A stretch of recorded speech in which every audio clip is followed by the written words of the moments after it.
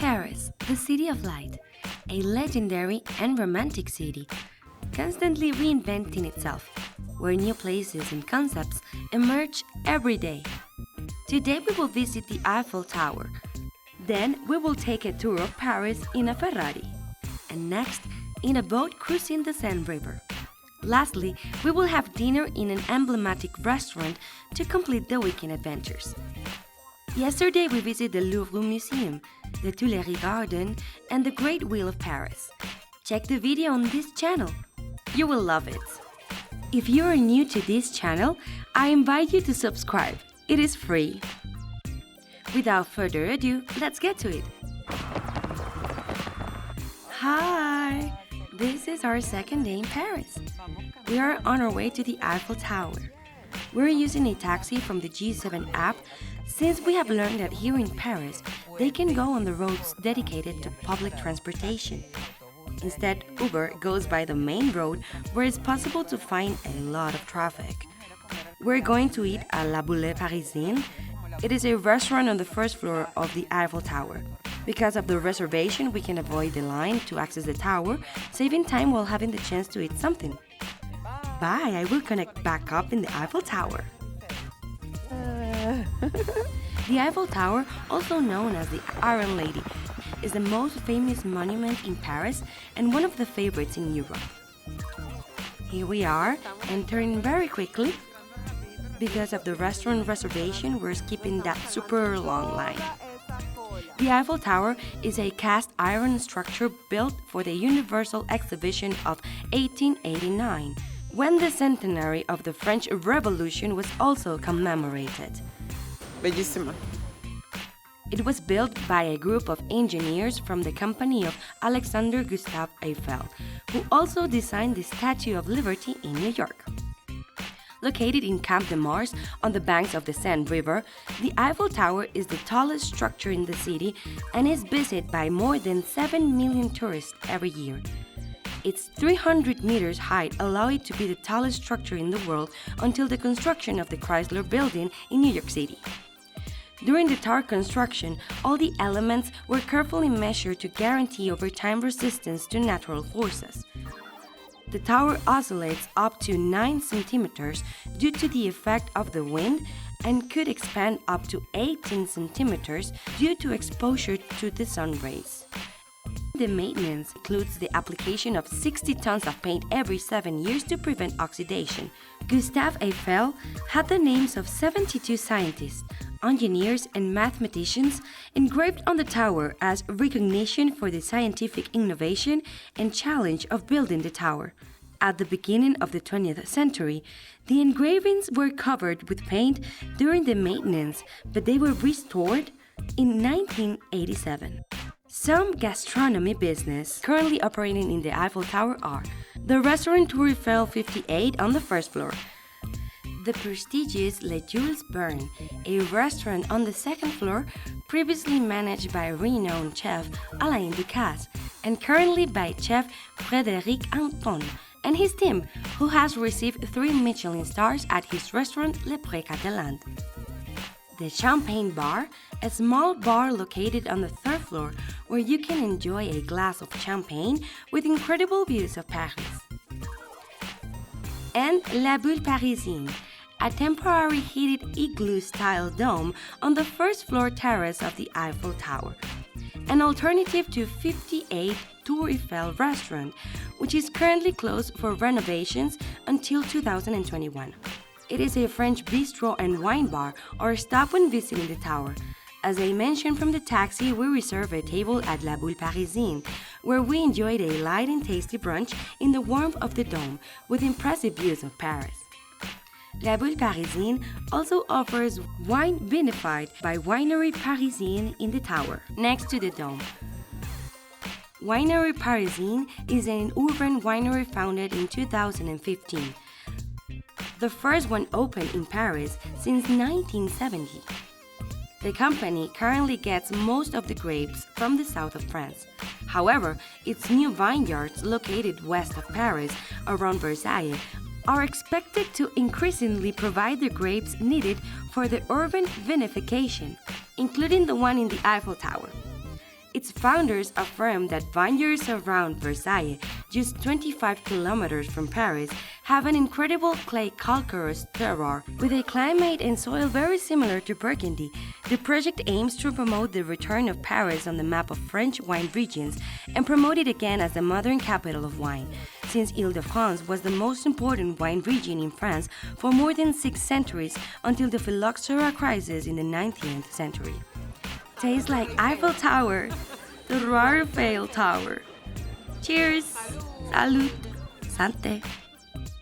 This urban winery leads what its founders describe as the vinification of Paris, with the dream of having its own appellation in the future. I love this concept of urban wineries in Paris, especially the idea of reviving traditions and reinventing the past. Paris already has thousands of attractions, but the mission of making it the modern capital of wine is truly fascinating. Before start descending, I want to talk about some interesting places in the tower, such as the secret apartment of Gustave Eiffel on the 3rd floor, built exclusively to serve the scientific elite of the time. Eiffel kept the apartment as a quiet space for reflection and to receive prestigious guests like Thomas Edison himself, who gifted Eiffel with one of his new phonograph machines. I do not like war themes, but these 2 stories seem very remarkable. Being able to remember them during the visit allows us to appreciate the value of doing and living in peace. During World War I, the tower was used to house the communications equipment of the French army, while the basement, with its secret corridors and tunnels, was used as an escape route in case Paris was invaded. During the war, numerous enemy messages were intercepted, which they say helped confuse Mata Hari, the Dutch dancer accused by France of espionage in favor of Germany. Today, the bunker is used as a warehouse and houses the air conditioning system for the restaurants and shops. Later, in 1940, before the Nazi occupation of Hitler's troops in Paris, it is said that the lifting cables of the elevators were cut by the French soldiers. Then, German soldiers had to climb upstairs to raise the flag. When the Allied troops approached Paris in 1944, Hitler ordered the demolition of the tower along with the rest of the city before withdrawing, but General von Scholtitz disobeyed him. We are very lucky he did not follow Hitler's mandate, as visiting the Eiffel Tower is a unique tour in Europe. One where endless emotions emerge. From the esplanade with tons of iron above you to the top, multiple emotions are experienced. You feel extreme vertigo walking by the glass floor on the first level terrace. Oh, no, please. No, please. You know who does it? Don't push me. This is it. Oh well, they place a foot on it. And you experience incredible sensations during the ascents and descents, whether by stairs or elevators. Vertigo takes hold of you when you see the tiny people in cars by Champs de Mars and Trocadero. The Eiffel Tower always has something to offer, day or night, summer or winter. Let's try to see if we can drive one of those Ferraris down there. It could also be a Lamborghini. After overcoming vertigo and going down, we cross the Seine River walking over Pont de Lena Bridge to where you can enjoy the vast view of the Eiffel Tower from Trocadero Gardens. Parigi! Romance flourishes everywhere. Across the river and where we engage in another epic adventure, driving a Ferrari in Paris.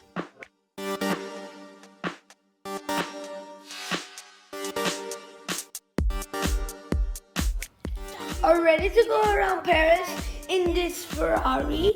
I'm ready. We will go very fast. Yeah, super fast. Yeah, our hair will go like this. Yeah, crazy hair. Wow! Whoa, again! I want to buy this car, Mommy. Yeah, you can do it. You just need to work hard. During this epic ride, we were able to contemplate Paris architecture and famous buildings, such as the Great Crystal Palace, the Golden Statues, and the corners of Alexander III Bridge, and the Arc de Triomphe, among many other famous buildings.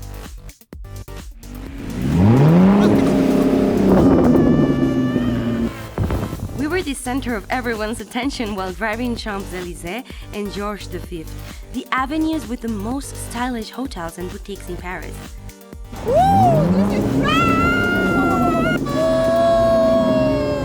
A priceless experience, full of energy to feel rich and famous in Paris. Check the full video of the Ferrari ride on this channel. Charged with adrenaline, we rest in the park by Trocadero Gardens and we relax on this magnificent two-story carousel with unparalleled views of the Eiffel Tower. Then we walk through Port de la Bourdonnais on the banks of the Seine River towards the station of Batobus to board on a romantic and magical tour of Paris, navigating the Seine River. On our way, we were able to feel the Parisian vibe and energy, where everyone finds their inspiration and rhythm. Everyone is having fun on their own. On the banks of the Seine River, or places to indulge himself, like this waffle with Nutella, the board next to the illuminated skirts of the Iron Lady, that I'm sure made it even more delicious and special. Delicious. It is coming. That is the boat we will board to navigate the Seine. Batobus is an economical option to make a complete circular route. With one ticket, you can do unlimited rides for 24 hours or 48 hours. It works like a tourist bus that allows travelers to connect by the river with different piers close to tourist attractions. Paris has many faces. However, one of the most surprising can be seen through the water. Many describe the Seine River as the most beautiful avenue in Paris.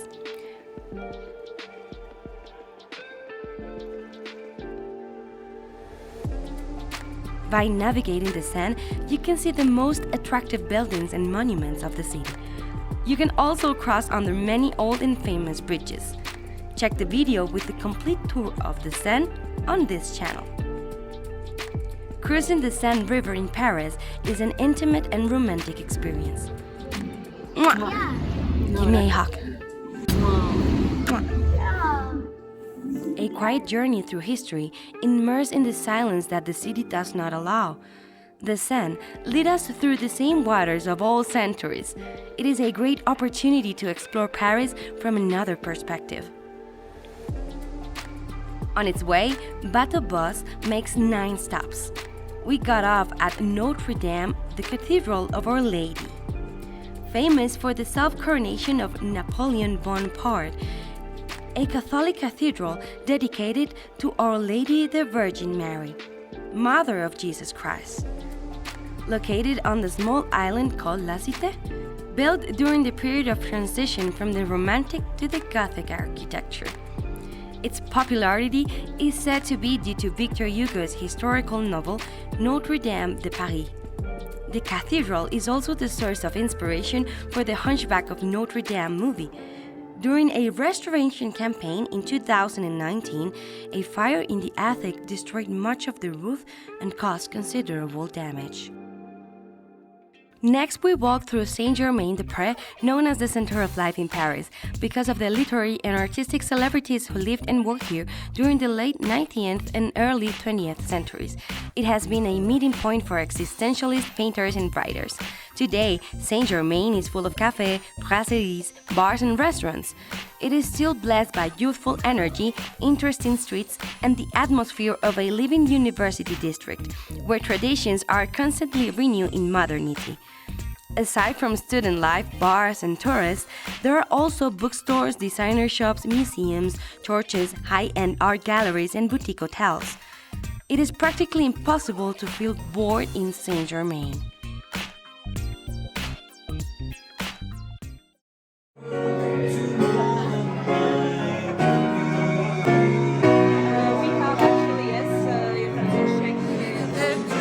Mamma mia, here we go again.